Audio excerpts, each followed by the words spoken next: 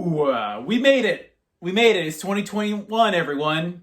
Your man out of Japan, Jay Contra here, and I want to talk about what happened in Japanese video game collecting in the year 2020. And in a separate video, I'll talk about what I think is going to happen in 2021 and beyond.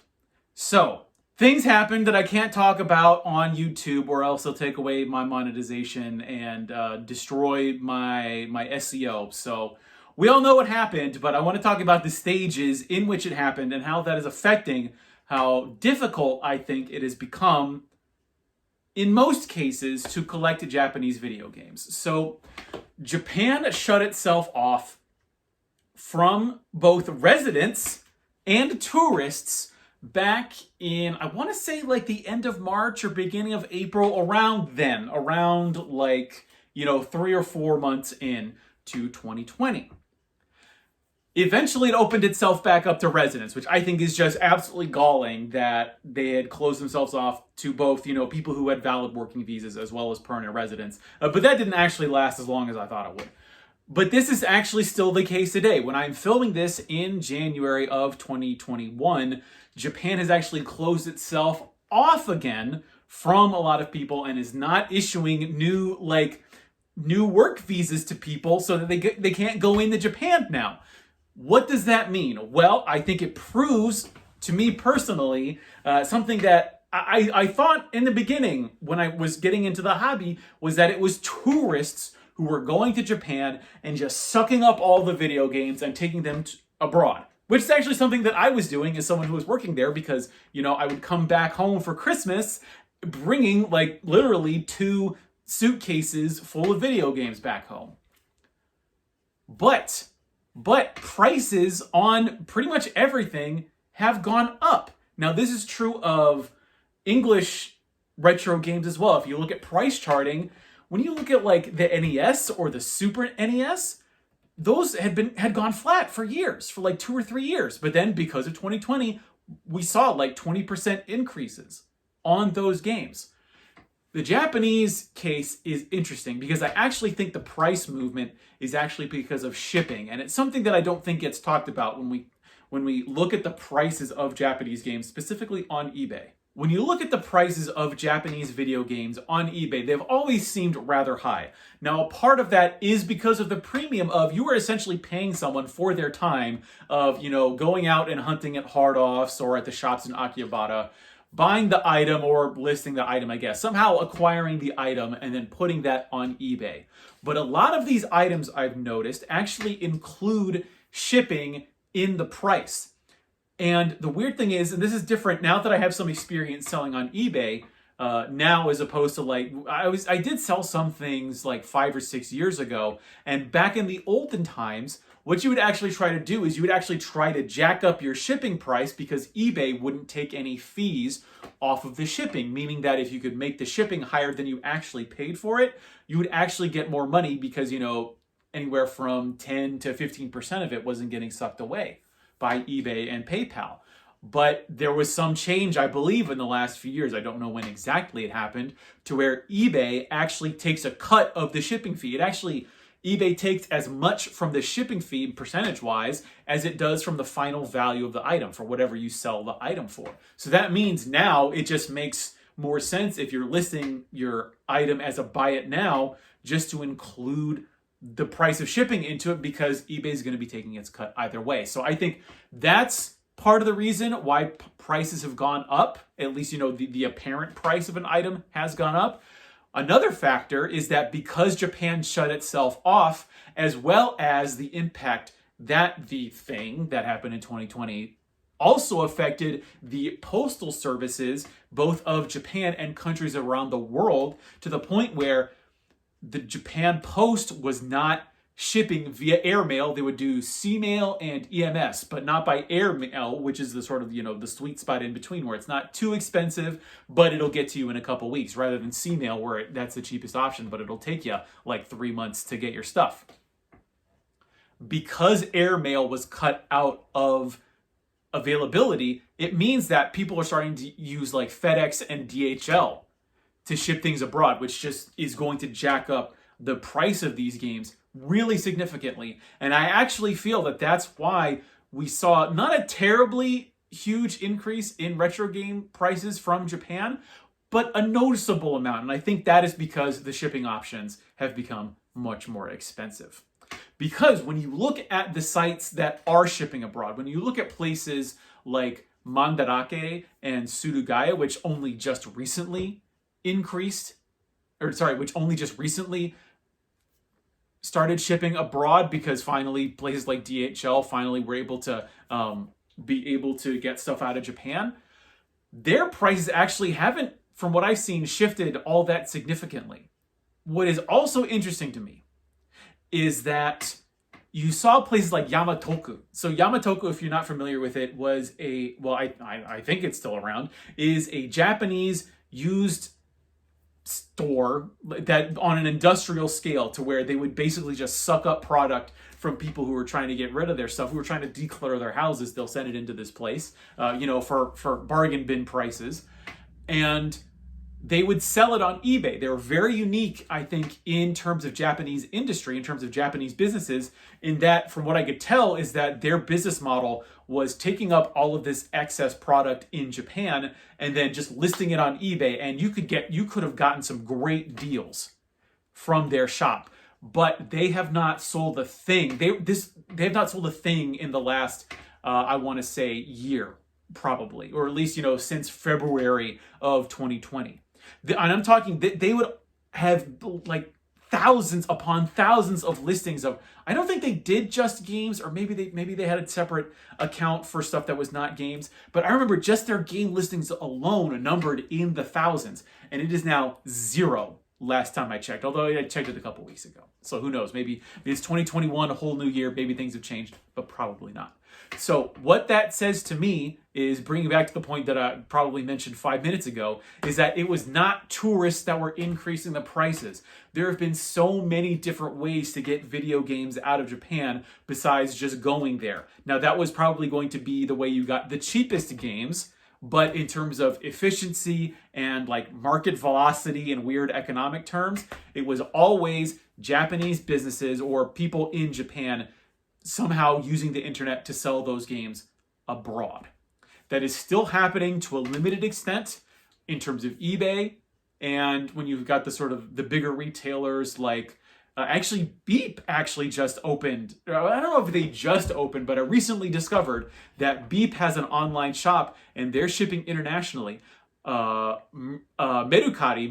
however you want to say it, they actually, because now they're partnered with Buyee, it is now possible to buy stuff off of Yahoo Auctions and Mercari in just ways that I think even a year ago weren't possible. I don't know when that happened. So essentially what 2020 has shown is that these Japanese businesses are going to have to become more online in order to survive. Now, I will talk about what I think is going to happen in 2021 as to whether Japan's going to open, whether the Olympics are going to happen, in a separate video. But what 2020 proved is that a lot of these smaller businesses, when you look at like Trader and Friends and even like Super Potato, I was talking about this in a stream the other day, twitch.tv/jcontra, by the way. What is Super Potato going to do?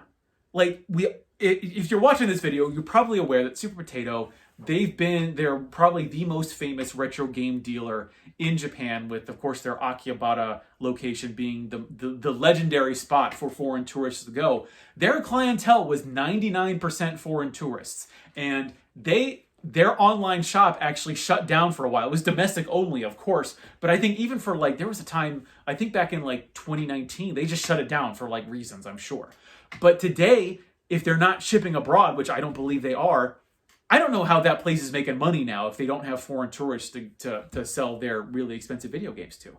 I just don't know what they're going to do. I don't know. From what I've heard some people say when they look at the state of things, I can tell you that at the beginning of 2020, actually in April and May, as I was getting ready to leave, when I was walking around Akihabara, it was like a ghost town. There was when you just compare, I remember going there. I remember when I was there in January, when I was actually working in Tokyo, there were tons of people there, even on the weekends, even on weekdays. there was, and I'm not talking about just Japanese people, but foreigners in general. There was just massive amounts of people. And if you've had experience going to Japan, especially in the summer, you know that it is packed, it is crammed. In the afternoon, it is impossible to get anywhere because there's so many people.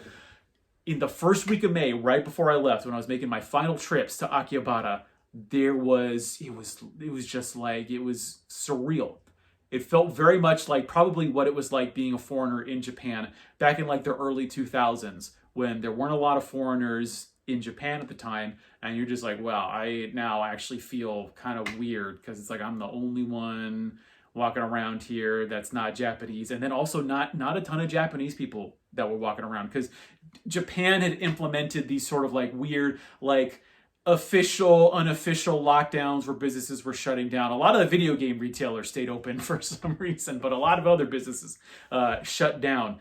And so I'm really curious, and in another video, I will talk about what I think Akihabara is going to look like in 2021, 2022, what Japan is going to look like, and what I think is going to happen to Japanese video games as a whole, which I think is I'm pretty excited for what 2021 has in store for us. But looking at what happened in 2020, if we just look at Japanese games specifically, we saw what the continuing trend of Famicom and Super Famicom games, that sort of the first two generations of Japanese video games, the prices have actually gone down on a lot of stuff. And actually the thing that I really noticed, what I really thought was interesting when I was buying games at like Trader, was I noticed that prices had gone down on stuff, but only because you were finding the really beat up copies of stuff. The stuff that appeals to foreigners like myself and probably a lot of people watching this video, to where we don't really care that much about condition. I know there are some people out there that do, but a lot of people like me don't care that much. So I was seeing copies of the big one, my current Grail quest, my holy grail right now is Castlevania Aria of Sorrow for the Game Boy Advance, which I was seeing, back in 2019 for like $200 plus.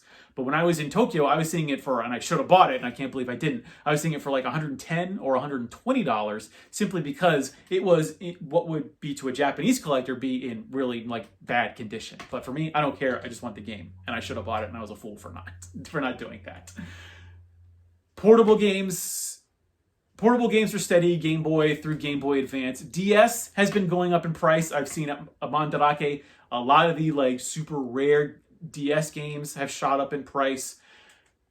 Same goes for PlayStation 2, although that was happening a couple years ago. But if you want my overall, what I thought was the most collectible in 2020, it's N64 and GameCube. I cannot for the life of me figure out why N64 and GameCube games have not really gone up in price that much over the last year or two.